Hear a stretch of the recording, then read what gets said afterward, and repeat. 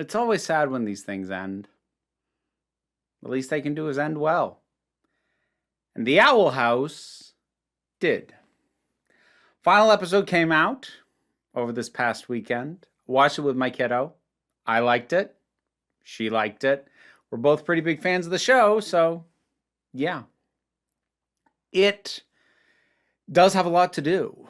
It's got to tie up the story and wrap things up in terms of specifically Bellows and the Collector, and it has to touch on as many characters as it possibly can, and it manages to do that while tackling basically everybody, even if only at a glimpse.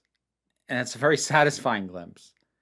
There were characters who were literally in one scene, and I still got excited just to see them there. Just because I knew that this episode had so much to do and had to deal with it in a big climactic way. There was a lot of stuff I just thought, well, we're just not going to get or see.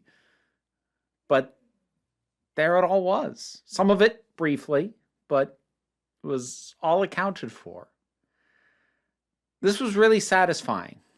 And it did a very, very good job of handling why the Collector was redeemable, but Bellows wasn't. This is important because it can get very tricky with any notion of redeeming villains. I've talked about that. I've done entire videos about some of the problems with frequent attempts to redeem villains. But what's really important about the Collector, and they had been dealing with it prior to this, but this really hammers on it. Since he has the mind and the understanding of a child, he truly does not get the damage that he's doing, and he doesn't understand mortality. He is a bratty immortal, and he flatly does not understand. Not out of cruelty, but because what point of reference does he have for that? And he behaves very much like a child with way more power than they should ever have. And that does, on the one hand, make him deeply terrifying to me, but it does also make him redeemable. Because they've got him in at that age where he's not shut off. He's not unwilling or unable to learn to be better. He needs to be made to understand that he can be better, and he has to actually want to be. But they cover all that.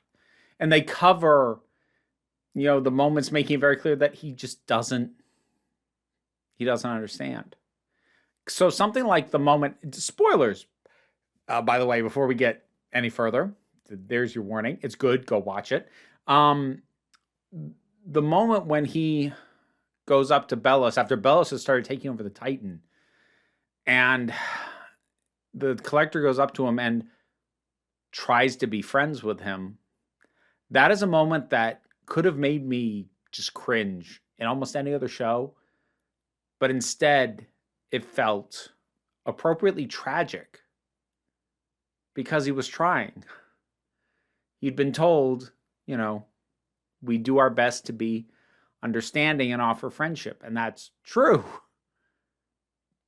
But Bellows was never going to accept that. And it shows the simplified view of the world that a young child has clashing with the nuance, because we do try and offer understanding. We do offer friendship. But to try and explain to a child that young who's only just starting to understand that part, that also sometimes there's exceptions. Of course he made that mistake. So that was a moment that, like in many other things, I would have maybe not hated, but I would have gritted my teeth and been like, are we really doing this? Here, it's like it felt like an appropriately tragic beat because he's trying, but he's trying to apply the lesson he just learned, but it's just not the right time, and he doesn't know that yet. As for Bellows, boy, am I glad they didn't. Not only did they not even try vaguely to redeem him, they completely pull apart his entire BS motivation, his entire notion of doing this for the good of humanity. That gets taken down, torn apart. When he's begging Luce for sympathy. She doesn't even say no. She just does not talk to him. She doesn't answer to him. And she lets the people who he truly hurt the most, who he targeted, who he was trying to kill, she let them decide what was going to happen to him. And they did the absolute right thing to him. That should have happened. That was real good. That was cathartic. Another moment that on paper should have bugged me but didn't is Luce powering up. I mean, it's a very shonen anime kind of moment. She appears to die and goes and speaks with someone. King's dad was cool. I love that one of his intro lines was, well, to quote King, "I am king and queen, best of both things." Like, the gender messing with this. Oh, crap. I think I was referring to the collector as he. I should have been using they. That's my bad. And if I thought I could with any certainty remember what it was I had said, I'd reshoot it, but I'm afraid I'm gonna lose the thoughts now that I've said them, because that's very much a thing that happens with ADHD, with me at least. Yeah, trying to regain a thought after I've put it out in the world is not easy. So apologies on that. Dang it. But yeah, in general, the gender messiness that goes on in this and just the general queerness. I mean, I love that. The flash forward and getting the glimpses of where everybody's at just felt wonderful and heartwarming. And seeing Bellis get taken down felt triumphant. And yeah, Luce powering up. That was cathartic. Now eat this, sucker! Coming full circle. Considering that they had hoped to have a full third season before getting to this moment, and they only had 2 slightly longer than usual episodes prior to this to wrap everything up, this does play out as if it was always the plan. This doesn't feel rushed. This doesn't feel kneecapped. This is a really satisfying ending. I mean, it's sad. It's sad because it's over. But it's not sad for the way that it ends. The way that it ends is just wonderful. And even as the credits were rolling, as we just go through and here's that character, and that one, and there's this one, and that one. And here's them, and here's them, here's him, here's her. It was nice.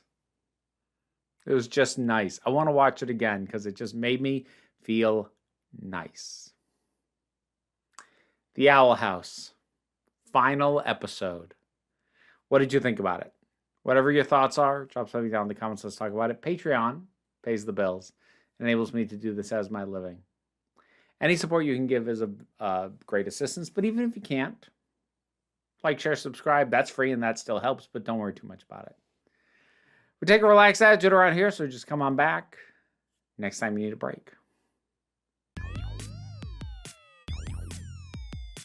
My thanks to all my patrons, but in particular, I want to thank Robin Moore, Zubin Lutfula, Sarvis, Tarak, the thing that goes doink in the anime, Ruth, Oliver B., Solitary Pictures, Ulrich Bogdan, Melinda Walters, Himudelki, Leotha Boyd, Auntie Kate 808, Becky Sparks, Fernambilax the Poodle, Robin Powell, Tracy Scrabbit, Angry Casperol, Tim Price, Adam RDL Taylor, Goddess Alida, I'm not sure. David Hall, Shayla Gourlay, Rosalind Bennett. You want to hear me mess up your name too? It's in the Patreon perks. I gotta work on that.